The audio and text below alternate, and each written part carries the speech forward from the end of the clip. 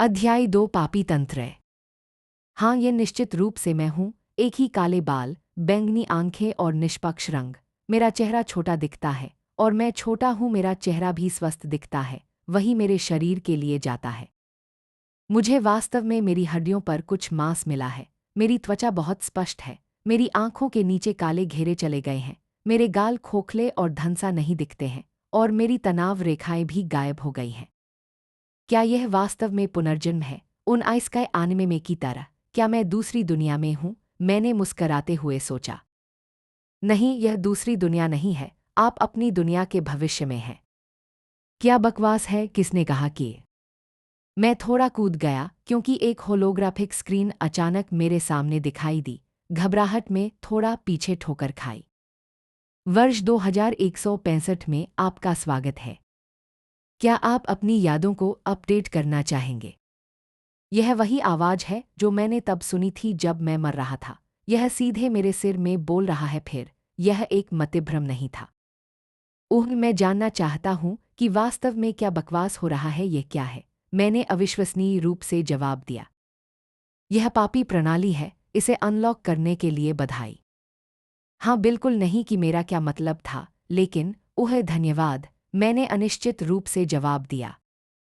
मुझे संवाद करने के लिए आपको जोर से बोलने की आवश्यकता है। आप अपने विचारों का उपयोग कर सकते हैं। ठीक है, ज़रूर इस तरह। तो आप कौन हैं? मैं आपका एआई सहायक हूँ, जिसे पापी प्रणाली का उपयोग करने में आपका मार्गदर्शन और सहायता करने के लिए डिज़ाइन किया गया है। क्या आप मुझे संबोधित करने के लिए एक नाम नामित करना चाहेंगे? हाँ, झूठ नहीं बोलने वाला। यह पूरी स्थिति थोड़ी उलझन से अधिक है। मुझे कुछ परेशानी हो रही है, प्रसंस्करण और मेरे सिर को चारों ओर लपेटना। ठीक है, जो भी नरक चल रहा है। लेकिन मुझे लगता है कि मैं प्रवाह के साथ भी जा सकता हूँ और साथ खेल सकता हूँ। ये यहाँ कुछ वास्तविक उत्तर प्राप्त करने का सबसे तेज़ तरीका हो सकता है।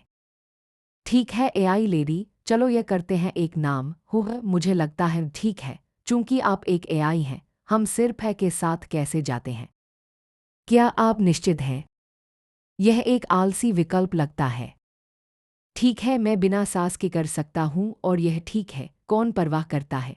इसके अलावा यह मेरे नाम काई के साथ ताड़ गाता है। रुको, क्या मेरे पास अभी भी एक ही नाम है? हाँ, आप वर्तमान नाम अपने पिछले नाम के समान है, काइवल इंट्रिक्स। इसके अतिरिक्त आपका वर्तमान शरीर जैविक रूप से आपके पिछले शरीर के समान है, आपकी नई जादुई शक्तियों के अपवाद के साथ। रुको, क्या जादुई शक्तियाँ? इसके अलावा आपने कहा कि मैं एक ही दुनिया के भविष्य में हूँ, है ना? लेकिन इस दुनिया में जादू और सामान नहीं है, ठीक है। मुझे लगता है कि तथ्य यह है कि मैं अपने सिर में एक एआई से बात कर रहा हूँ, सामान्य से बहुत दूर है, लेकिन यह जादुई की तुलना में अधिक विज्ञानफाई या साइबरपंक महसूस करता है। जैसा कि मैंने पहले ही उल्लेख किया है, आपको मेरे साथ संवाद करने के लिए जोर से बोलने की आवश्यकता है। और जबकि मैं सब कुछ समझा सकता हूँ, यह आपकी यादों को अपडेट करने के लिए बहुत तेज़ और अधिक कुशल होगा। क्या आप अपनी यादों को अपडेट करना चाहेंगे? इसका वास्तव में क्या मतलब है? मैं वर्तमान युग के सभी सामान्य ज्ञान को प्रत्यारोपित करेगा, साथ ही आपके युग के बाद से आपके दिमाग में जाने वाले इतिहास के साथ। क्या यह सुरक्षित है? यह जैसे मेरे मस्तिष्क या कुछ और को भूनने नहीं होगा। क्या यह होगा? नहीं, किसी भी नकारात्मक दुष्प्रभाव की कोई संभावना नहीं है। खैर, उस मामले में ठीक है, यह करो, मेरी यादों को अपडेट करें या जो भी हो। समझा गया। सूचना का आरोप लगाना शुरू करना। प्रक्रिया शुरू की गई। अब शुरू करना। मेरी आंखें मेरे दिमाग में भारी मात्रा में जानकारी के रूप में चौड़ी हो गईं, एक सनसनी जैसे मैंने अपने मस्तिष्क को पकड़ने से पहले कभी महसूस नहीं किया था, इससे पहले कि मैंने सूचना के टुकड़े को संसाधित करना शुरू किया। 2050 में डंगोन नामक रहस्यमय टावरों ने पूरी दुनिया में वृद्धि शुरू कर दी और डंगोन के अंदर राक्षस थे। उन्होंने दुनिया पर आक्रमण किया, लाखों लोगों पर लाखों का वध किया। लेकिन लंबे समय से पहले मनुष्य विकसित होने लगे, काल्पनिक शक्तियों को प्राप्त करना। जो लोग इन शक्तियों के लिए जागृत हुए थे, उन्हें शिकारी कहा जाता था। हालांकि हंटर्स द्वारा उत्पन्न खतरे का पूरी तरह से मुकाबला करने के लिए पर्याप्त नहीं थे। वे केवल मानवता के आसन्न विलुप्त होने की प्रगति को धीमा कर सकते थे। फिर एक समूह का गठन किया गया और मानवता को बचाने के लिए एक परियोजना, अभयारण्य परियोजना को पूरा करने का काम सौंपा गया। प्रौद्योगिकी बनाई गई थी जिसने उन क्षेत्रों का पता लगाने में मदद की जहां डंगोन के उठने की सबसे अधिक संभावना थी, साथ ही ऐसे क्षेत्र जहां किसी भी डंगोन की उपस्थिति असंभव होगी।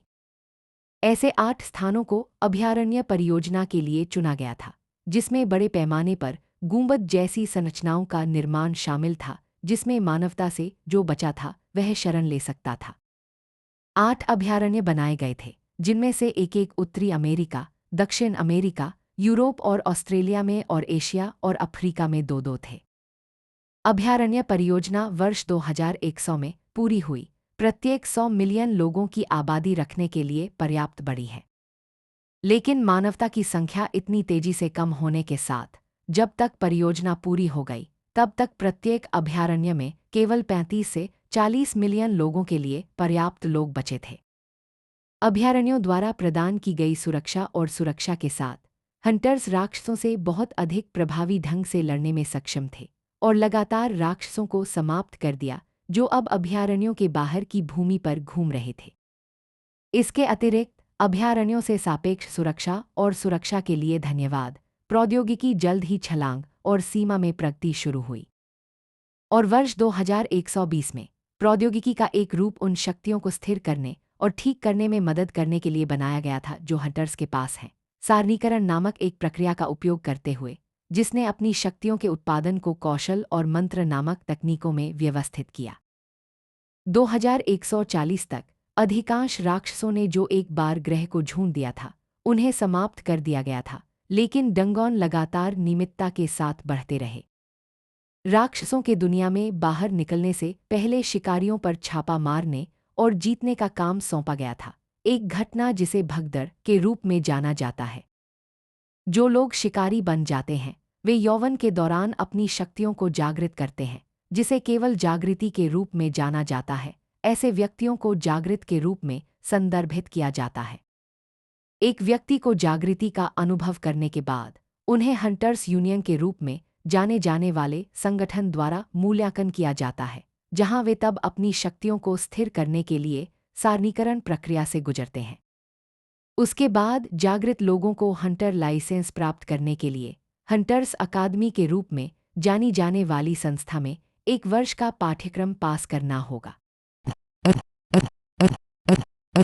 मेरे दिमाग में डाली जा रही जानकारी निकटतहीन महसूस हुई, क्योंकि मैं तब समाज की वर्तमान स्थिति के बारे में जानकारी संसाधित करने के लिए आगे बढ़ा। अभयारण्यों में जीवन कैसा था, प्रौद्योगिकी में प्रगति, वर्तमान युग में दुनिया कैसे शासित थी, यह सब। मैं भविष्य में लगभग 150 साल का हूँ और स्वाभाविक रूप से बहुत कुछ बदल गया है। दुनिया जैसा कि अब यह है कि यह उस युग से पहचानने योग्य नहीं है जिसमें मैं रहता था, लेकिन एक ही समय में बहुत सी चीजें अभी भी वही हैं। मुझे लगता है कि दुनिया कितनी भी बदलाव नहीं करती है, मानवता के कुछ हिस्से हमेशा कभी नहीं बदलने की तुलना में।